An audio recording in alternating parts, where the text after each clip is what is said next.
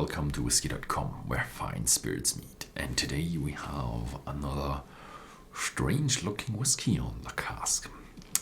It's an Irish whiskey, and it's the, I think, second or third from, let's call it the Pogues series. Yeah, the Pogues is a band, and you can't really define that band except that it's legendary, because it's kind of punk rock and also folk Irish. You might think that don't mix, but yes, it does mix, and that just mixes in the intersection is the Pogues. So they use traditional Irish instruments and they just mix it. That you just have to look at them, and I don't listen to them regularly, but I've seen a few of their takes, and they're quite interesting, so quite cool. They used to have a blended Irish whiskey that was the Pogues, but now, as it is the next expression, it's now a single malt Irish whiskey, and it comes. They actually do say where it comes from. Usually, when you have these brand whiskies, they're usually NDP, so they don't say which distillery, but there are not many in what do you call it, Ireland, so you can always guess where they're from. But this time they actually do say it, and it's what they say. This unique single malt Irish whiskey was distilled at West Cork Distillers in Ireland. This exceptional small batch whiskey gives nutty aromas of chocolate-covered peanut and toasted seeds. It's highly versatile for either sipping or mixing in a cocktail. A single malt, it has a tremendous depth and character, whilst the triple distillation gives it a very smooth whiskey. Yeah, I love them. The Irish have still a lot of triple distilled whiskey, and I do think triple distilled whiskey it's high quality. It's a sign of quality if you triple distill your whiskey. And they do natural cork. Wouldn't have expected that. And it's very strange. You have so much liqueur on that glass. I don't even know what it's called, but it's one of these fancy metallic looking liqueurs that you usually have, or liqueurs, not liqueurs, liqueurs that you usually have on these, I don't know, very tuned sports cars or pimped rides or something like that. Okay, so let's have a look if this is really such a chocolate covered, and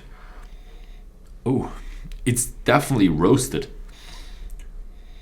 and nutty. So there are tons of roasted nuts in there. Even a bit of what is that smell? Oh, that smell. It's a very, very aromatic roasted nuts smell. And it does have a bit of chocolate in there, but the chocolate is very faint. If they wouldn't have told me about the chocolate, I would probably not guessed it. But it's roasted to the point that where I would say it also has a bit of a smoky note in it. But it's one of these burnt smoky notes. It's very unusual. It's a very unusual smelling whiskey. Never had that before.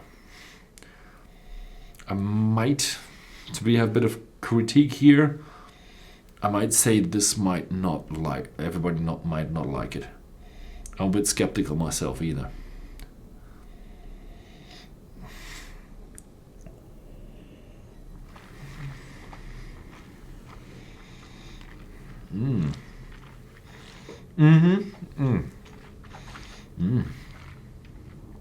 Wow, it comes on smooth, but it punches in when you swallow it. Wow, that's heavy. So a lot of roasted nuts, and there's oak in it, a good amount of oak, and some woody notes, like forest notes, like pine, but not as fresh as a rye whiskey, but a bit more damp and I would say leathery. I don't know.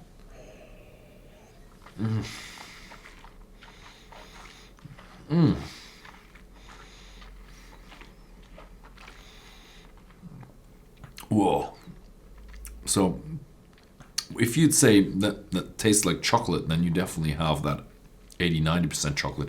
There's a slight bitterness going on as well. It's really strange. It's a really strange tasting whiskey. Wow. I really can't take that smell and dissect it, because it's so far away from what I've tasted already so far. It's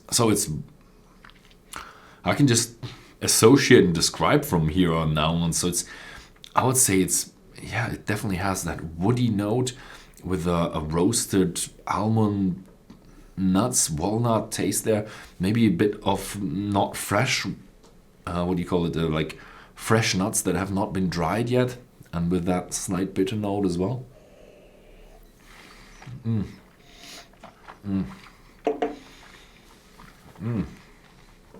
Wow. So far away from what you know as a whiskey right now. Very aromatic, very nutty, very roasted, and very strange. If you've already tried that, please write in the comments how you think that whiskey tastes, because I just can't find the right words to describe what I have in my mouth right now. Would I describe it as a good whiskey? Definitely not for beginners, I can tell you that. But it just blows my mind right now. I probably wouldn't try that every evening. So it's not an everyday dram. It's one of these exciting drams that you might share with your friends just to show them what's possible inside single malt whiskey. So yeah, it is what it is. You can take my word for what I just described, but I guess this was the strangest tasting I had right now. Can't find a commonality in that whiskey that I can transform very well to you. Yeah, thank you very much for watching, and see you next time.